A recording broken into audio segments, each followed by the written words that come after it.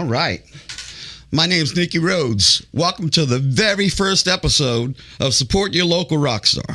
Now, my first guest is way above the status of local rock star, okay? But through Kisma or coincidence or karma, good karma finally pays off for me. And drove here through the rain, but Mr. Randy Jackson. Good to see you, Nicki. Good to see you, brother. Yeah, good to see you. Yeah, it was a good time. I'm ready for the applause, like don't you? Like, right after? Yeah. Like, that's what we do that for. We take the money, but the applause is like, I got some stuff I want to get to right away, because me and Randy we got a party, we got to go party. Yeah, we're both going to the party. So it's like, hey, you understand? There's a lot of questions I've always had, like, playing behind your back and you guys up, knowing you forever, and playing with me, you and Frank, like intimate gigs like that,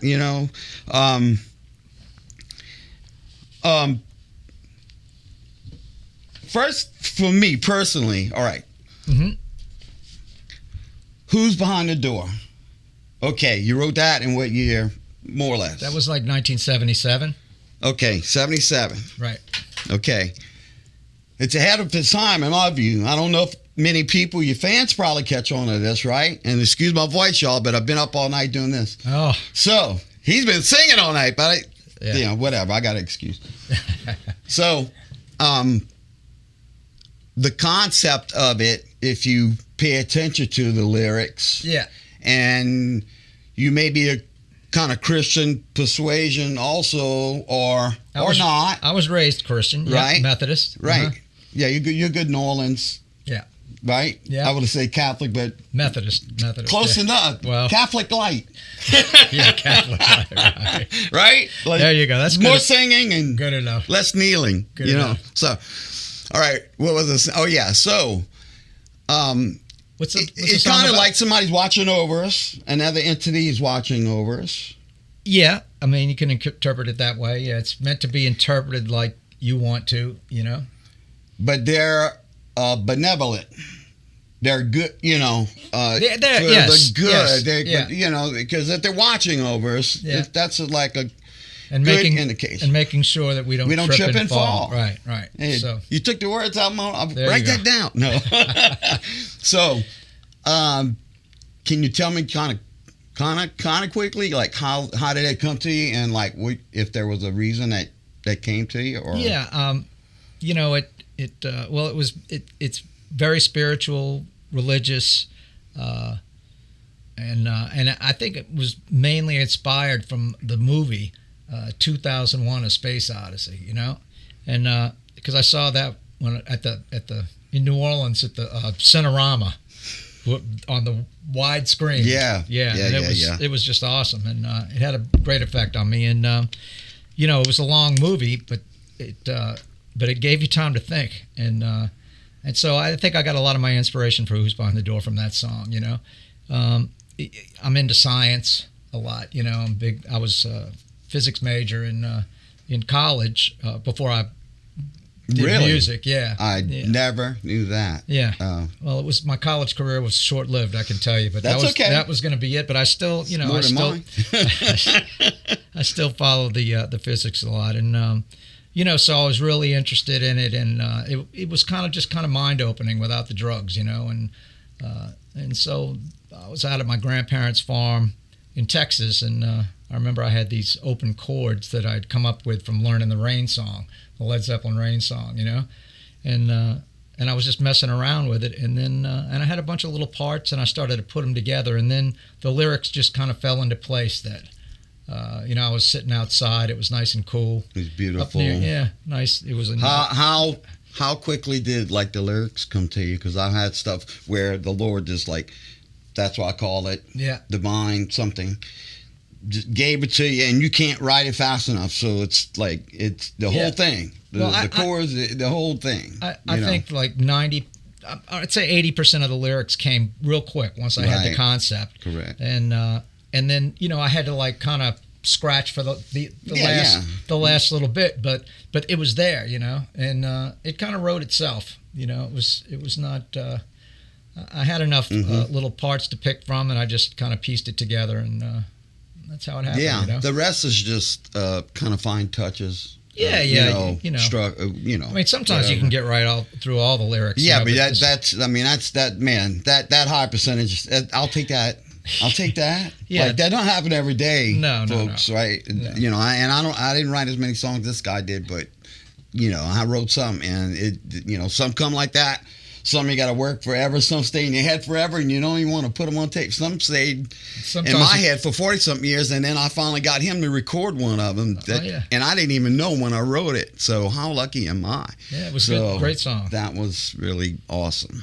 You know, the other thing I was curious about, because I knew you're kind of an intellectual guy, right? And that's a little bit, right? A little bit. Or it's philosophical. Philosophical, yeah. Let's put it that way. Yeah. I'd rather be called that too. Yeah. And so I don't know how it relates to my question, but yeah, what's my favorite color? Yeah, that's okay. That's so relevant. No, what it was stupid. It's going to sound stupid, but how much, when you do have time, like, this guy is a working fool. Like, you work your ass off. Like, well, I make a living doing music, so it's, and he's like always playing like somewhere, like, just playing your ass off. And my hat's off to you, like, hey. I'm glad I can do you watch TV at all? If you do, or you like me and kind of just watch those kind of shows? Like a science shows. Yeah. I try to look at those. I like science fiction a lot, but it's got to be something that's like smart. It's got to be something that's got like a scientific basis premise to it. Yeah, It can't just be like the zombie movies. Yeah, me too. I'm not. Ever since they started coming up, the only zombie movies that I can really get a kick out of are like the Evil Dead 2, because it's a comedy, right? And then I think the one with Rodriguez, Quentin Tarantino made. Yeah. Oh God, yeah. With the with the girl that had the peg leg, and she's got she had a shotgun on her leg. No, which one is that? Yeah. Oh, it was like a double feature, he called it. And Kurt Russell was in the first one, and then the second one is a bunch of zombies chasing. It was one of the women that was in the Donna the witch thing, the three witches. Oh, the Witches of East. No. This is the TV series I'm talking about. Oh, TV series. Yeah. Oh my God. With the little girl with Tony Danza, she's in it. We're going to get this. Okay. You really? Yeah, Tony Danza, his sitcom, and he had... Who's the boss? Who's the boss? You got that. Right. Melissa Alano. Right. Is the girl. Right. The actress. Right. And she's in this other TV thing, which is Three Witches. Okay. Oh! No, that's not the one I'm thinking of. Yeah. The one with the... It's always got three girls and they're witches. Yeah, they're young. What's the name? They... Oh, I God. The Craft. No, it's not a TV show. It's a TV show. TV show. Yeah. You got me. Unless it was a comedy or something, it's not. It don't sound like. Well, it's kind of fun. Let's face the bottom line is zombie movies are boring. Yeah. I'm sorry. I got cousins that loved them, made them. Yeah. Your song that you sang and I wrote is on one of them. Oh, okay. A piece of them, I don't know if you know or not, but and I'm going, okay, well, you go kill another one. You run out of ways to kill zombies. So I gotta keep. I'm a curious guy, so that's why I like, I want there to be unknown and what's a little twist in it. Like, for instance, when I was a kid, there was this movie called The Mysterians. You ever saw that? No. Well, this was it was made in the 50s. Okay. And it was a movie about these aliens that had come from a planet that was between Earth and Mars. Oh, I'm sorry, between Mars and Jupiter. It was a planet between Mars and Jupiter, but the planet had exploded. Okay. And that was why the asteroid belt was there. Because this planet had exploded, and these Mysterians were living on that planet, and now they wanted to come and take over the Earth. The asteroid belt of Jupiter? No, the asteroid belt between Mars and Jupiter. Mars and Jupiter. You know, there's one now. Okay. But anyway, what the point is, that's not what I get happened. it. That's not how the asteroid belt Okay. came into being. But for a kid, it sounded logical. Okay, Right, great. right, you know, right. oh, there was a reason for it. There was a reason behind it, and so I'm like that. I I hate, like, you know, never do, like, that's so stupid. It's the stupidest thing like you would ever do. And then I got that little gig for Discovery Channel for a few months. Yeah. I came home, I was worse. Yeah. Like, you know what I mean? Yeah. Because then you know what's bullshit. I'm gonna say it's my show. I can say what I want. Yeah, sure. And it's bullshit. Yeah. And I'm going, man, the producer's gonna make this guy do this X, Y, Z, and they go, you know, like, get out of here. We can't watch nothing with you. I'm like, all right, okay, I'm going. Yeah.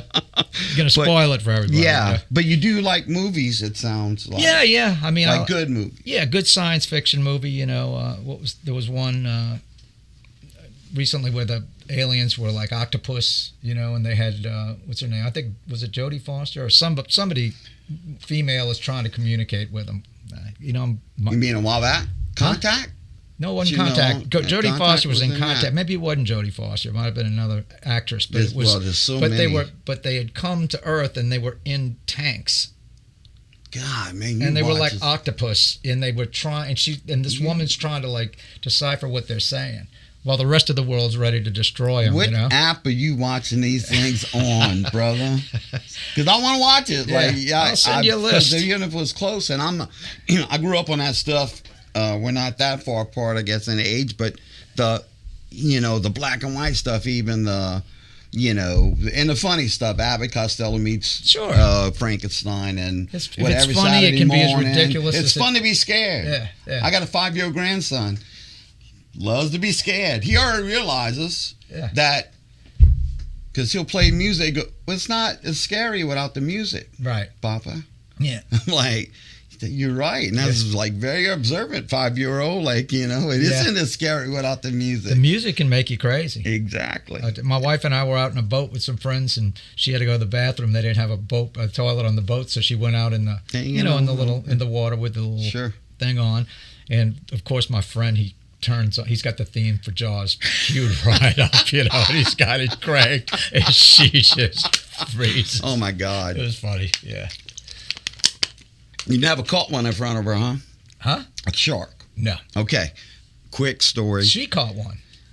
In front? Really? She caught one. How'd she handle it? Well, it was little. She handled it okay. She didn't freak out? No. Look, I'm in a. It's evening. We're at a buddy of mine's camp. maybe 16 foot, 14 little Joe boat. Mm-hmm. And there's a canal near there, and I'm like, let's just go, me and Missy. Mm-hmm. And so I'm fishing to the bank, right into the marsh, dude. And as soon as that cork even hit that marsh, wham! And this 4.5 foot blacktip shark, he's all the way out the water. Yeah, I see him. That was a lot bigger than the and one he goes down, and I'm like, oh yeah, he's getting in the boat. Yeah. And she's like, what's that? She caught a little glance, wasn't sure. What's that? And I wouldn't answer, you know. I'm not saying nothing. It's a turtle. And if that's a shark, I'm jumping out. I said, look, I assure you, there's more sharks in here than there are in here. You know, if there's one, I got my chances. I got something to hit them with or whatever, you know. Yeah. But I didn't have a leader on the line. But yeah, women do not usually like. No. And sharks are delicious. I know you don't eat. I don't think you eat fish at all. No. So, Haven't in a while, but they are delicious. I gotta say, you know. Mm-hmm. I'm glad. I don't want them killing a bunch of them, but you know, they are good. They really. You just gotta bleed them first. So you gotta know what you're doing. It's like anything else. We used to get the king mackerel, and those were really good. My mother used to know how to make them. Yeah, I don't think I've ever had that. I don't think I've ever had that. What I don't want to ask you. Yeah, I already did that. Okay. What was? I mean, you played thousands of concerts, right? Mm-hmm. And what performances would stick out in your memory through all these years with Zebra? Let's say, to be fit, you know, more fair, you know, to the band. In what way? That's just stuck in your memory that were Okay. superb performances, were big gigs, were people you wanted to share the stage with. Oh, Like, there were lots all of that those. stuff's important. People don't realize kind of that. Yeah, lots of those along the way. I mean, we got to open up for ZZ Top, and Aerosmith up in New York, and Journey in New Orleans. Awesome. We toured with Cheap Trick and REO Speedwagon and Loverboy, and we've done like one-offs along the way with a lot of different bands, but Right. But those are always exciting because these are the people you kind of grew up with, listening to. Yeah, they at that point you got We had totally know how you feel. Sammy Hagar on his last solo tour. We toured with him, and of course we had been playing Rock Candy since the get go, and so that was like, wow, this is the guy. Yeah. So did he come up and sing Rock Candy? I don't think. I wish Phil's like now. No, it's the only song I get to sing. We weren't playing Rock Candy opening for Sammy. No, okay. It wasn't happening. Real quick, and we didn't play ZZ Top opening. Well, for ZZ you better Top. not. I mean, that's one thing I learned. Big J let me know that. God rest his soul. Right? Yeah. Hey, dumb fucker, don't play any of the band you're backing up songs. Yeah. I'm like, duh, come on, dude. I'm down to buy it, but I'm not that I was stupid. born at night, but not last night or whatever. Come on, I know better than that. Yeah. I had that discussion with America, few years later probably, in the Texas Club, I want to say, and they was super nice, rich, cool guys, and I said, "Hey man, I normally play Horse with No Name, but I'm surely not going to touch that tonight. Hey, y'all want to stay on stage?" Me and Frankie stayed on stage the whole time on the stage left. That's great. And super nice, gave us like equipment they didn't have. But anyway, he forgets the words to Horse with No Name. Horse with No Name. Okay. Then he looks at me like, he doesn't give me a dirty look, but he looks at me like, you kind of jinxed me, like a little. And I went, yeah, I think I felt that way a little. You never know when you're going to draw that. Face. Yeah, okay, y'all give me a few measures. I'm gonna get it. Yeah, I'll remember it. It happens, It happens. Yeah, it happens. it's funny. But no one performance like that you would like really for yourself personally, or just. I mean, I can remember many. people always say, "Are you nervous?" And the only time that I got really kind of in a weird place after I'd been playing a while, wasn't with the Zebra Show. It was I was out touring with the Jefferson Airplane in 1989, and I was playing with them on their last reunion tour. This was the last tour they were ever going to do together, and it was. And but we were playing in San Francisco, in their hometown, and they were doing a free show outdoors in the park. Right. And there was 120,000 people. I mean, it was huge. And so I played with Journey in front of That's probably the biggest number. That for you. For me, that's a big number. Yeah, it's a lot of people. That's AC/DC major numbers or whatever. It's huge. That's got to be a difference even for somebody like you. Tens of thousands is still different. I mean, we had done the arenas and stuff, and Journey, I think they had like 40,000, but this was 110. And the thing that was different than a stadium was they were all just on a field, Yeah. I mean, there was no. Yeah, there was no amphitheater thing for the sound. You couldn't see the end of them. It was like the curve of the earth was big, the arc of the earth threw everything off. But I was looking out. I got on stage, and then I just felt like I was like this big. Yeah, because and they had obviously done this kind of thing before, but like it was just weird. Like I couldn't play loud enough. I felt like I couldn't be loud enough. But the show went great. It was just a different vibe than all those other shows. Well, it was strange. Let's be fair though. Like I don't know if you thought of it this way, but you're sitting in with this band. I don't know for how long. It was the whole tour, It's a tour. How long's the tour? Yeah, it was about 5-6 months. 6 months. It's if Zebra would have been playing that same 100,000. Yeah. Be honest now, like it would have been more comfortable. I don't know. It was just it was just because the material so much. But by the time we hit San Francisco, man, we had it down. That wasn't the issue. Mickey Thomas still this was not Mickey. This was not the Jefferson Starship. This was the Airplane. It was Paul Kantner, Ray Slick, Marty Ballin, Grace, Yorma playing guitar, and Jack Cassidy on bass. Yeah. The only person missing was the drummer, and he couldn't play anymore, so they had Kenny Arnoff playing. Oh yeah, I know Kenny Arnoff. Yeah, and he was great. And then played on Child's first album. We had Tim Gorman was also playing keyboards. He was playing backup. So I was playing keyboards, acoustic guitar, electric guitar a little bit, and singing. And it was great. Dude, it was a lot of fun. You can do it all. I mean, that's. Well, it was. But it must have been fun for you too. I'm sure it was different. Well, that band in particular, because they were like 60s. I mean, this was like the beginning of the whole deal, and so they were the poster child. In one of the shows, I remember I see June Lockhart backstage.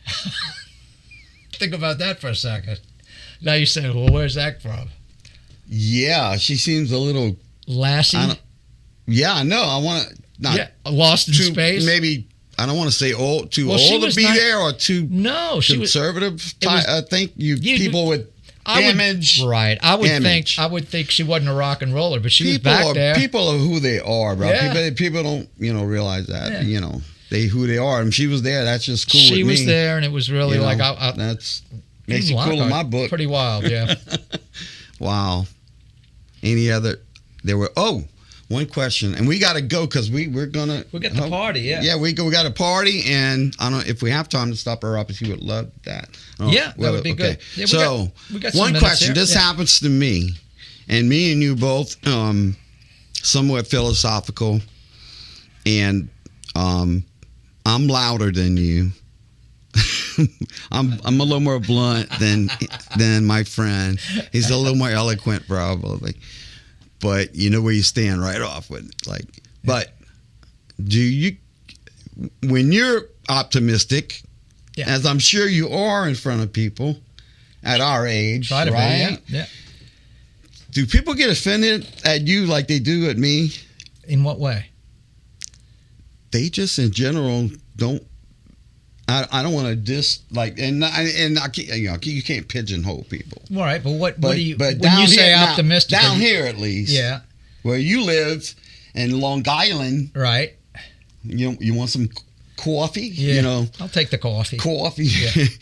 And maybe it's not the same. Well, I'm trying to understand what you mean. When they just tend positive, politics could have something to do with it, and timing could have something to do with it. And they get mad at you because of they get irritated. You're talking politics? No. Okay, because just I got faith in some of our youth. Some of our youth. I met somebody. I have some of my grandkids are the people that'll be here when we're gone. Right. But what are they getting offended over? They can't name anything so specific. That's kind of my point. It wasn't. I don't want to put anybody down at all. I just figured this would maybe happen to you, or maybe not. Well, I'm just trying to get a hand. Can you give me an example without naming names? Wow. Like, is it while you're playing a gig? No, they just didn't seem, just in general conversation. Okay. And not interested? Friends, friends. Yeah. They're good friends of mine. Yeah, and they argue with you? Almost like, you think the world is going to, you're optimistic. Oh, okay. Like that. And I'll go, well, yeah.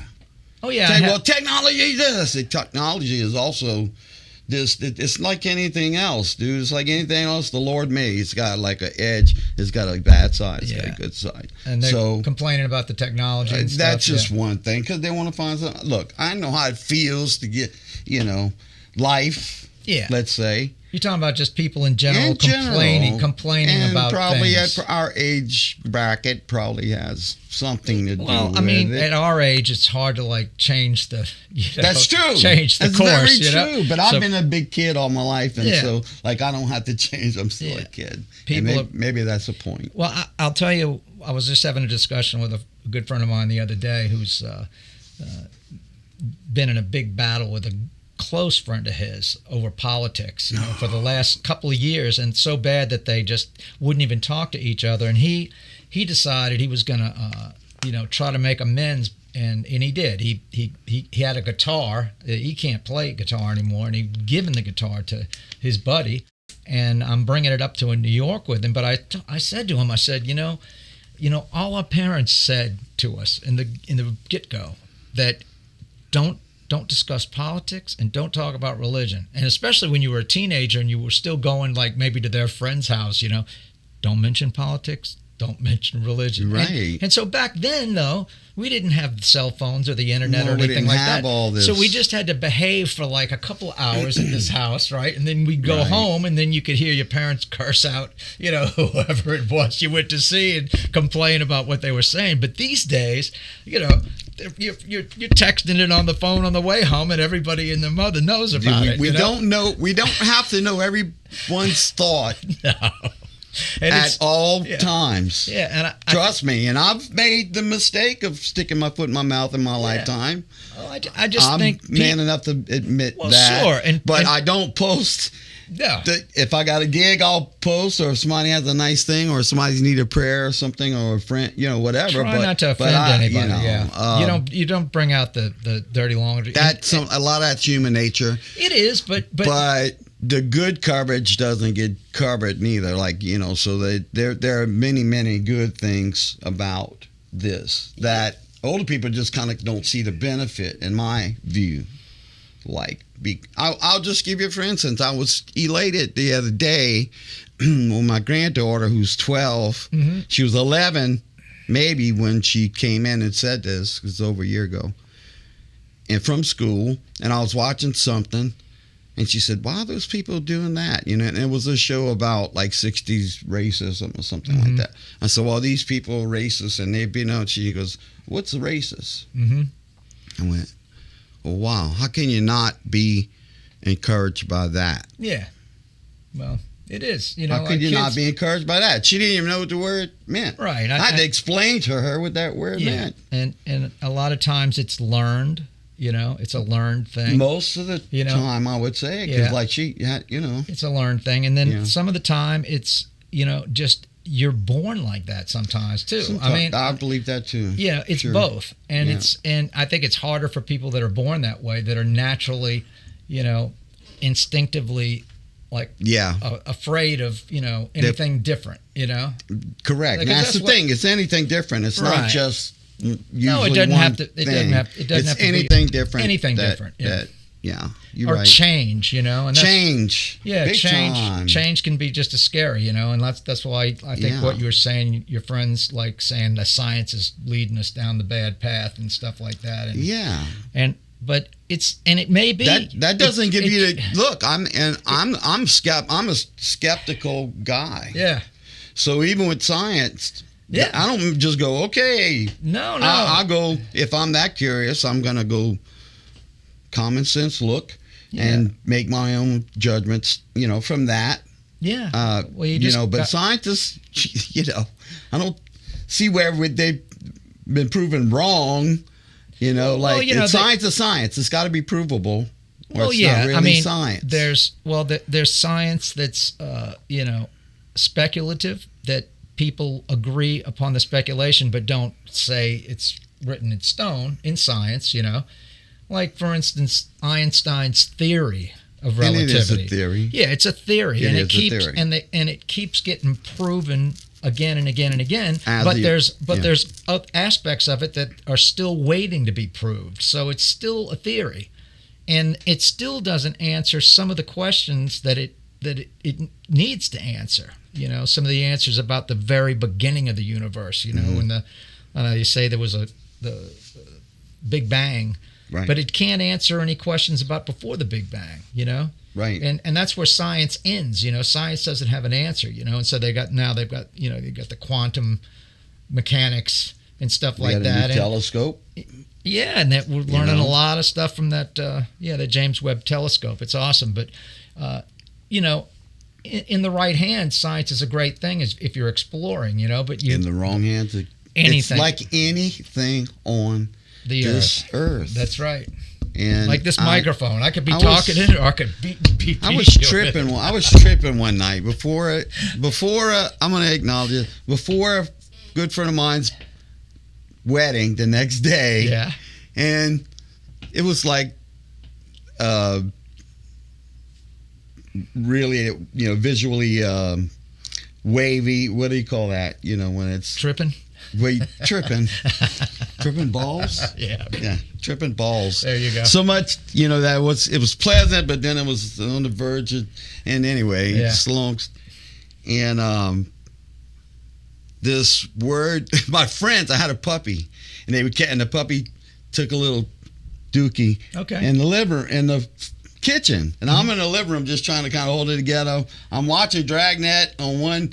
I'm listening to Dragnet, but I got another show on or something. Yeah. It was the most hilarious thing. But anyway, they keep calling me, come here, this is your dog, you clean up. And I look at it and go, I walk to the bathroom. I forget why I'm in the bathroom, So this happens like 4 or 5 times. And I go, that's great. Finally, I walk in the kitchen with the toilet paper. Finally. Yeah.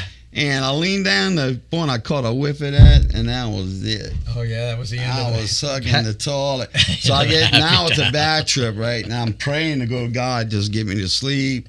But I got to go to this wedding tomorrow. Oh my God! I promise I'll never do this. And a saying came into my head. It's British. Yeah. It had music behind it, like arpeggio, weird dream that you would see in a movie or something.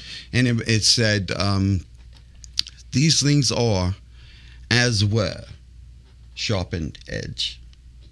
As were what? These things are, as were, sharpened edge. I know it doesn't make grammatic sense yet. Yeah, okay. These things are, as were constantly grinding. Okay. Now, I'm like, what the heck? And like this kept going repeating in my head. As we know, like neurons fire when but for me to just, for this thing to keep repeating in my head. To me, it meant there is no, we are evolving, and that's another thing people want to acknowledge, that like human beings are evolving just like everything else is evolving. Yeah. So that grinding is the evolving part. The wheel of to evolution. To get to the finest edge, that you could get to, I guess, whether that makes any kind of sense at all. Now, did that come into your head while you were over the toilet? No, later when I laid down. Okay, all right. No, just the way you did something get on my hair. Sounds like it was an interesting night. It was a great bachelor party. Yeah, for everybody. I mean, half of it was great for me, Yeah. So yeah, that's crazy, and I've done some crazy things in my life. Knock on glass, Survive. And I never had any substance abuse problems, anything like that. But good. And I never. It's tough. I watch people. Once I would see any of my friends like that. I don't want to be a hypocrite about it, but when I did see them like that, they knew better. Like they knew what Nicki draws the line. Like right here. They'd be on their best if he sees you fucking up, then you. I'm not going to condone. He's going to open his mouth. God, I don't want to hear him. So, So look, I guess this wrapped it up. All right. Well, it's been great. And I'm flattered that I'm your first victim. I'm flattered that you're my first victim too, you zombie. Now, where's my steak? I got to kill him. You shoot him in the head. Is it? You got to have the silver bullets. Hey, my friend. Yeah. Good knowing you. Good to see you, Nicki. I love you. Love you too. Good night, and that's our first episode of Support Your Local Rock Star. I'm Nicki Rhodes.